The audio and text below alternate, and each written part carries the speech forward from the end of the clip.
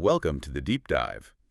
We sift through the noise to bring you the essential insights. Glad to be here. Today, we're pulling back the curtain on something, well, pretty unsettling in American history. Yeah. This idea of hidden influence, covert operations that didn't just shape policy, but really hit everyday lives. Ordinary people, famous activists. Yeah, it's this disturbing thought, isn't it? What if the institutions meant to protect us? Right. What if they were actually disrupting people's lives? Exactly. So for this deep dive, we're stepping into two really interconnected and, often disturbing periods. We're talking about the FBI's secret COINTELPRO operations and that whole political climate we call McCarthyism. And we've gathered quite a stack of sources for this. We've got bits from the FBI's own files, which is fascinating. Yeah, internal records, plus historical analyses, public discussions. The whole gamut. And our mission here is simple, really. Yeah. We want to understand what these programs actually were. Who they targeted. Yeah, the methods they used, some are just astonishing. And, importantly, the lasting impact, on civil liberties. Absolutely. So by the end, you should have a really clear picture of this complex, maybe unsettling part of the past. And it's surprising how much it still resonates today, right? It really does. So where do we start? Maybe defining the terms, key players. Good idea. Let's unpack COINTELPRO first. What is that exactly? It sounds like code. It basically is. It's a syllabic abbreviation, stands for Counterintelligence Program. Okay. And it was a series of covert, and let's be really clear here, illegal projects run by the FBI. The FBI itself. Wow. Between when? Between 1956 and 1971, officially. And the core purpose was pretty stark. Which was? To surveil, infiltrate, discredit, and just actively disrupt American political organizations. Any organization. Any that the FBI decided were subversive, a very broad term. And who's calling the shots on this? Well, that brings us to J. Edgar Hoover, the man at the center of it all. The legendary FBI director. Long saving doesn't quite cover it, does it? Not even close. He was the one issuing the directives for COINTELPRO, explicit orders. Like what kind of orders? To expose, disrupt, misdirect, discredit, or otherwise neutralize. That was the wording. Neutralize these movements and their leaders. Neutralize. That's a loaded word. Extremely. And Hoover's career, you mentioned it, 50 years. Some historians even argue, that Hooverism might be a better term than McCarthyism for that whole anti-communist era. Because his influence was so pervasive. Exactly. He was a constant, powerful force behind the scenes for decades. It brings us to McCarthyism itself. How does that fit in? Well, they're deeply intertwined. McCarthyism, generally we define it as this political practice, right? Repression, persecution, mainly of left-wing individuals, and this huge campaign to spread fear. Fear of communism, Soviet influence. In American institutions? Yeah, government, schools, Hollywood. This was mainly late 1940s into the 1950s, the second Red Scare. And Senator Joseph McCarthy, he was the face of it. He definitely became the public face, yeah. Spearheaded a lot of the high-profile investigations. But it's important to remember, he eventually flamed out. Right, he lost public support, got censured by the Senate. Correct. But here's a key connection, something that shows how deep this went, even before McCarthy got famous. The McCarthy era, you could argue it really started before him. Back in 1947. With what? President Truman signed Executive Order 9835. Mandatory loyalty screenings for all federal employees. Okay, loyalty screenings. And who ran those? Guess who designed the program? Let me guess. Hoover. Bingo! J. Edgar Hoover designed it, and FBI agents carried out the background checks. Wow, so the FBI's machinery was already in place, doing this kind of work, years before McCarthyism peaked. Precisely. It wasn't just a political mood, it was actively engineered from within the government's security apparatus. Hoover was laying the groundwork. That really shifts the perspective, doesn't it? Hey. It wasn't just one rogue senator. Not at all. And these programs didn't just pop up out of nowhere. You have to look at the context, post-World War II. Right, the world changed fast. Incredibly fast. The wartime alliance with the Soviet Union just crumbled. Cold War tensions skyrocketed. And specific events probably fueled the fire. Absolutely. Things like the coup in Czechoslovakia, the Soviets getting the atomic bomb in '49. Which must have terrified people in the U.S. Huge shock. And then the Korean War starting in 1950. All this fed into a massive fear of communism, espionage, subversion. Fertile ground for Hoover and the FBI. Extremely fertile ground. Huh. And Hoover didn't hesitate to expand the FBI's reach. COINTELPRO starts in '56, officially targeting the Communist Party USA, the CPUSA. Okay, the initial target makes sense in that Cold War context. Right, but almost immediately he starts broadening it. There's a memo from October '56 where Hoover basically reclassifies ongoing surveillance of black leaders, shoves it under the COINTELPRO umbrella. On what grounds? The justification was alleged communist infiltration of the civil rights movement. So using the Red Scare to target other groups he didn't like. That's how it looks. And by the 1960s, the floodgates open, the scope just exploded. To include who?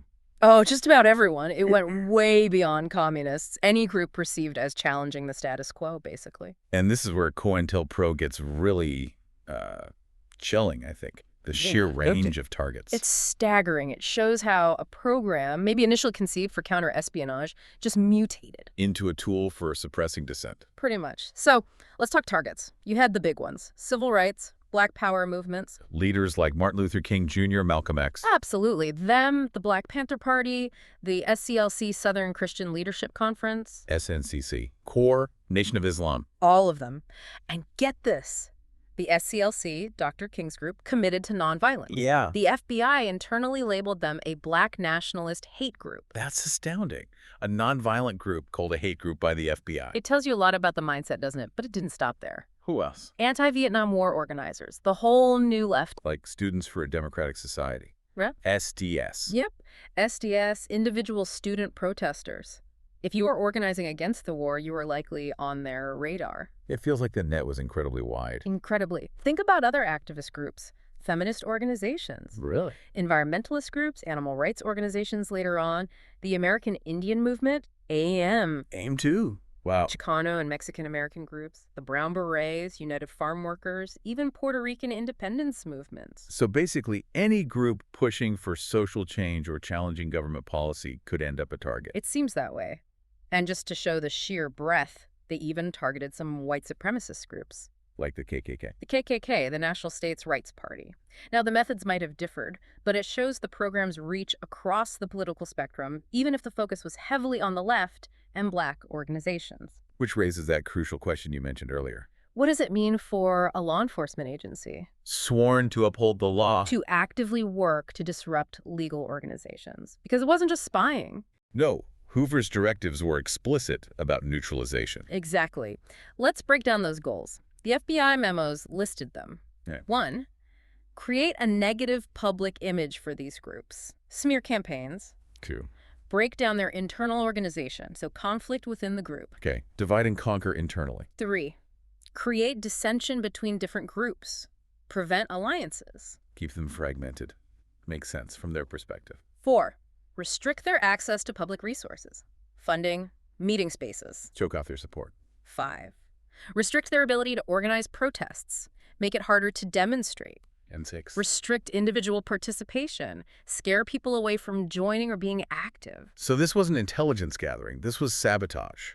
Unequivocally, it was active sabotage of political movements. So when you say neutralize and disrupt, what did that look like in practice? Give us some examples of these dirty tricks. Okay, brace yourself. Some of this is pretty shocking. Let's start with psychological warfare. The most infamous is probably the MLK suicide package, November 1964. I've heard about this. It's chilling. It contained audio recordings, allegedly of King involved in extramarital affairs, and an anonymous letter, basically telling him he was a fraud and strongly urging him to commit suicide. Mailed to him right before he got the Nobel Peace Prize. Exactly. King saw it as coercion, and even after he was assassinated, the FBI kept trying to expose him, quote unquote. Later analysis suggests the real goal was just to force him out of leadership. That's just deeply disturbing. What else? Well, public smearing was common. Remember when Dr. Ting criticized the FBI for not doing enough about white supremacist violence? Yeah. Hoover went on national television and called King the most notorious liar in the United States? Hoover himself said that, publicly. Publicly. Then you have cases like Fred Hampton. The Black Panther chairman in Chicago. Oh, right. The FBI had a long-term infiltrator, William O'Neill. Okay. O'Neill gave the FBI detailed floor plans of Hampton's apartment. And on the night of the raid, he drugged Hampton, gave him secobarbital, knocked him out, essentially. Hampton was asleep, likely unconscious, when the police raided and killed him and Mark Clark. The infiltrator drugged him before the raid that killed him. That's state-sanctioned assassination, essentially. It's extremely difficult to see it any other way. And then there was the divide and conquer stuff you mentioned. Trying to break alliances. Exactly. They were really worried about groups uniting, especially across racial lines. The Black Panther Party was trying to build alliances, a rainbow coalition with groups like the Young Lords, Young Patriots. Right. The FBI actively worked to destroy that. They sent fake letters, for instance, one to the U.S. organization leader Ron Karenga, claiming the Panthers were plotting to kill him. To incite violence between the groups. Precisely. They spread fake, racist cartoons attributed to the Panthers to alienate white supporters, sent letters to sow discord between Panther leaders like Eldridge Cleaver and Huey Newton. And this wasn't just stirring up trouble. People got hurt. Right? People died. These tactics directly led to violent confrontations and deaths between members of different groups. Beyond the psychological stuff, what about illegal force? Oh, yeah. The FBI often conspired with local police departments. They'd feed them information, often flimsy or false, to justify raids on Black Panther homes and offices. Leading to arrests, shootings. Repeated raids, often with excessive force, leading directly to police killings of Panther members in several cities. And the framing of Geronimo Pratt. Elmer Geronimo Pratt, yeah, a Black Panther leader, convicted of a murder he didn't commit, spent 27 years in prison. 27 years. An FBI agent later testified that he believed Pratt was framed. Said the FBI and LAPD knew Pratt wasn't even in the area when the crime happened. They suppressed evidence that could have exonerated him. So, falsifying evidence, suppressing evidence. And physical break-ins, black bag jobs, Meaning? warrantless entries, breaking into homes and offices to steal documents, plant bugs, gather intelligence illegally. They admitted to over 200 of these against various groups. It's systematic lawbreaking by the agency meant to enforce the law. And Hoover's own words drive it home. That memo about the Black Panther Party. Remind us. Purpose of counterintelligence action is to disrupt the Black Panther Party, and it is immaterial whether facts exist to substantiate the charge. Immaterial whether facts exist, just disrupt them. That says it all, doesn't it? There's another story. An agent in San Francisco reported back that the Panthers' main activities seemed to be their free breakfast program for children. Feeding kids. Hoover's response basically threatened the agent's career if he didn't find evidence of violence, find something to fit Hoover's narrative of them as revolutionaries trying to overthrow the government. Pressure from the top to find dirt, even if it wasn't there. Intense pressure. Was this just Hoover acting on his own, though? Or did this kind of surveillance reach higher? To the White House? Oh, it absolutely reached higher. This wasn't just Hoover's private kingdom, though he ran it like one sometimes. Presidents were involved, or at least aware, of surveillance going back decades. Like who? Franklin D. Roosevelt asked the FBI to monitor citizens who opposed his foreign policy before World War II. Really? FDR? Yep. And then Truman, Eisenhower, Kennedy, Johnson, Nixon. They all received intelligence reports from the FBI that were purely political. Information on rivals, critics? Political rivals, administration critics, civil rights leaders, even Supreme Court justices sometimes. Information gathered through surveillance, often illegal, used for political purposes by the White House. So it was a broader pattern, not just Hoover's obsession. It was a pattern of presidents using the FBI's capabilities for political gain or information. It speaks volumes about the relationship between the Bureau and the Oval Office. Okay, let's pivot slightly to McCarthyism specifically. We know Hoover was involved early, but what were the main mechanisms of McCarthyism itself? How did it operate? Well, congressional committees were huge, especially the House Committee on Un-American Activities, HUAC. That's UAC. They're infamous. They really gained notoriety with the Alger Hiss investigation. Hiss was a former State Department official accused of spying. HUAC pursued it aggressively. And that boosted their credibility, made them seem effective. Big time. It solidified their image as essential protectors against communist subversion, which gave them license for more aggressive tactics later.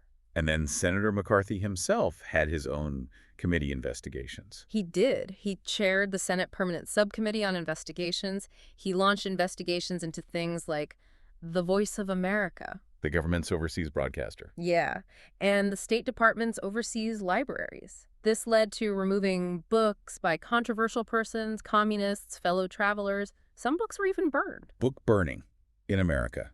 promoted by a senator. It happened. President Eisenhower actually criticized the book burners publicly, but he ended up compromising on the policy. It showed the pressure McCarthy could exert. But his downfall came with the Army McCarthy hearings, right? That was the big turning point, absolutely. 36 days, televised live, the whole country watched. And people saw his tactics firsthand. They saw the bullying, the unsubstantiated accusations, and then came that famous moment with Joseph Welch, the Army's lawyer. The "have you no sense of decency" line. Have you no sense of decency, sir? At long last, have you left no sense of decency? That exchange is credited with really shifting public opinion against McCarthy. The Senate censured him not long after. Now, something you touched on briefly earlier. McCarthyism wasn't just about communism, was it? There was the Lavender Scare. Yes, this is crucial and often overlooked. It ran parallel to the Red Scare. McCarthy and others targeted homosexual individuals in government. On what grounds? How could that be a national security issue? Well, homosexuality was classified as a psychiatric disorder then. The argument, the justification, was that gay people were supposedly more susceptible to blackmail by foreign agents. So they were deemed security risks simply because of who they were. Exactly, and it was framed as a dangerous, contagious social disease. Thousands of federal workers lost their jobs. Estimates are over 5,000. Many more were harassed, denied employment. So McCarthyism weaponized societal prejudice alongside political fear. Absolutely. It broadened the scope of persecution way beyond just political beliefs. And then there was the blacklisting. We hear about Hollywood, but it was wider than that. Much wider. The Hollywood blacklist is the most famous. Over 300 actors, writers, directors denied work. But it hit universities, schools, the legal profession. How did it work in those fields? Loyalty oaths became common. People could be fired for past associations, for refusing to name names. There was even a port security program that reviewed every single maritime worker. Every dock worker. Yeah. Nearly 3,000 seamen and longshoremen lost their jobs through that program. It created this pervasive chill everywhere, fear of accusation. It sounds suffocating. How did this era finally start to unwind? Surely people pushed back. They did. There were important voices of dissent even when it was risky. You mentioned Truman vetoing the McCarran Act. Right, his quote about punishing crimes, not opinions. Powerful words, even though Congress overrode his veto. Then there was Senator Margaret Chase Smith. A Republican, right. A Republican from Maine. In 1950, she gave her Declaration of Conscience speech on the Senate floor, directly challenging McCarthy without naming him. What did she say? She condemned the character assassinations and championed basic American principles: the right to criticize, the right to hold unpopular beliefs, the right to protest, the right of independent thought. It was incredibly brave at the time. Taking a stand within his own party. A very public stand. And then, of course, Edward R. Murrow. The journalist. His See It Now broadcast. Yeah, in March 1954, a direct takedown of McCarthy, using McCarthy's own words against him. And that famous closing line. We must not confuse dissent with disloyalty. We will not walk in fear one of another. We will not be driven by fear into an age of unreason. Many see that broadcast as a major catalyst in turning the tide against McCarthy. So, public figures speaking out made a difference. What about the courts? Did they step in? Yes. The Supreme Court under Chief Justice Earl Warren played a really significant role. The Warren Court, known for expanding civil liberties. Exactly. They issued several key rulings that chipped away at the foundations of McCarthyism and COINTELPRO-style abuses. Like what? Well, Slochauer v. Board of Education in '56 said you couldn't just fire public employees for taking the Fifth Amendment during loyalty investigations. Okay, protecting the right against self-incrimination. Watkins v. United States in '57 limited HUAC's power. Said they couldn't just compel testimony on any topic they wanted. It had to be relevant to a legislative purpose. Put some boundaries on those fishing expeditions. Reining in the committees. And Kent v. Dulles in '58. That stopped the State Department from denying passports just because someone held communist beliefs, protected the right to travel. So the court was pushing back, strengthening the fabric of liberty, as they put it. These rulings were crucial in curbing the excesses of the era. And eventually, these specific programs did officially end. COINTELPRO was shut down in April '71. Right, after it was exposed. And the Hollywood blacklist had started to crumble by the early 1960s. So the most overt phases drew to a close. But that wasn't really the end of the story, was it? Does this kind of surveillance just stop? Well, that's the big question, isn't it? COINTELPRO officially ended, yes. But domestic spying certainly didn't vanish. You mean the FBI kept doing similar things? There's evidence. Even just between 1972 and 74, right after COINTELPRO supposedly stopped, FBI documents showed they planted over 500 warrantless bugs, opened over 2,000 pieces of private mail. Still breaking the law, just maybe under a different name or no name at all. That's what critics argue. They point to alleged COINTELPRO-like activities continuing against groups later on. Like who? The American Indian Movement, AIM, particularly around Wounded Knee in the 70s, groups supporting solidarity movements in Central America in the 80s, like Salispez. And more recently, does this connect to today? That's where it gets really relevant for listeners now. Think about the Black Lives Matter movement. Okay. Internal FBI documents from as recently as 2017 surfaced. They show FBI surveillance focused on Black Lives Matter activists. One report even used the phrase Black identity extremists. Black identity extremists. That sounds alarmingly familiar. It does, doesn't it? The report itself described tactics that were, quote, reminiscent of a rich American history of targeting Black Americans. They're almost acknowledging the lineage back to COINTELPRO. Wow. And there was that incident in Michigan recently. Yeah, October 2020. An FBI task force member aggressively questioned a state senator's staffer, Katie Ryder. About what? About a private Zoom call she was on, discussing proposed legislation to limit police use of tear gas. Questioned by the FBI about a private legislative strategy call. Left her feeling confused and fearful, according to reports. It raises serious questions about surveillance of legitimate political activity happening right now. Which brings us to the historical debate, the justification versus the cost. Right. On one side, you have arguments, especially after the Soviet Union archives opened and the Venona cables were declassified. The decoded Soviet messages. Yeah. They did show significant Soviet espionage in the U.S. and funding for the American Communist Party. Some argue this proves there was a real threat and maybe harsh measures were, if not justified, at least understandable. That the fear wasn't entirely manufactured. That there was some reality to the threat, yes.